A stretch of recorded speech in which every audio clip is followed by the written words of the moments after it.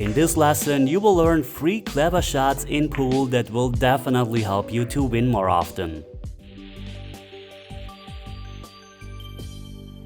In our first scenario, we are playing 9-ball and the 5-ball is in a really awkward spot on the table.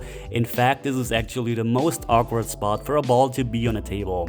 There is a trick to actually make this ball by shooting it through the rail, and if you want to learn this shot, check the link in the video description. Here, however, we have a big chance to actually solve that problem. A huge mistake would be to play the shot on the 3 like this and just shoot it directly into the side pocket, because we actually have a great chance to solve the problem by shooting the 3 just into the 5-ball.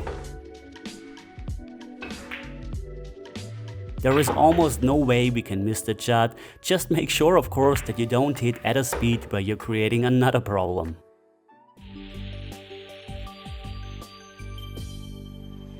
We are playing 9-ball again and we have to make the 8-ball this time. You can see it's impossible to hit the right point on the 8-ball to make it directly into the pocket.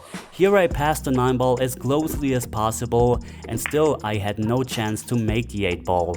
But don't worry, we're just going to use right spin on the cue ball to use the effect of swerve and spin-induced throw. Just hit it soft with maximum right spin and the 8-ball will drop. A really simple but very clever shot. For more information on this, check out my video how to aim with side spin.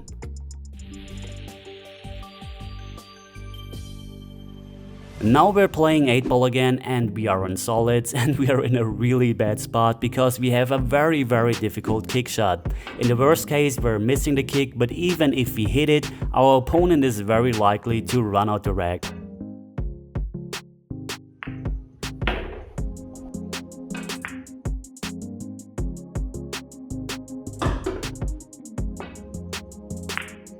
So instead, we're just making an intentional foul and giving our opponent ball in hand. We could try to send the 8-ball towards our object ball and block the 8-ball, but this is very difficult to execute and we're also making a problem for ourselves. The other option is to just tie up the 2 stripes and of course don't leave a combination. The only disadvantage here is that our opponent again has a very easy safety to play. But we're actually in a much better spot now, so if we're making contact with the kick shot this time, then our opponent has no real chance to run the table.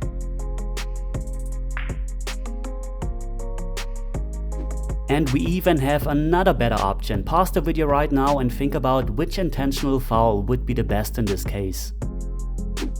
We're doing the same, but this time we're making contact with the 8-ball first, pushing the 8-ball out of the way and still lock up the 2 stripes, so this time the safety again is much more difficult than before. So you see, intentional fouls are very strategic as well, so choose the right intentional foul if you're playing one, and of course this also comes up in 9-ball.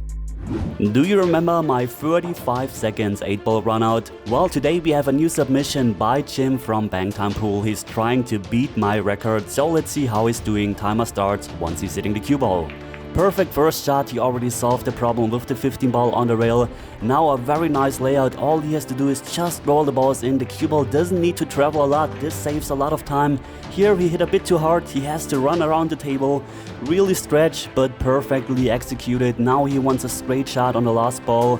This is now perfect, the cue ball doesn't need to travel a lot. Here it's not ideal, you can see the cue ball drifts to the right. He actually has to wait now for the cue ball to stop and makes the 8-ball. But watch the cue ball, what is the cue ball doing? Well, it doesn't scratch, and here we have a new record, 29 seconds, very well done. I really hope one of those shots will help you in future matches, and if you like this video, leave me a thumbs up, and for more pool lessons, subscribe to my channel and hit the bell notification. Thanks for watching guys, and as always, see you at the next lesson. Take care.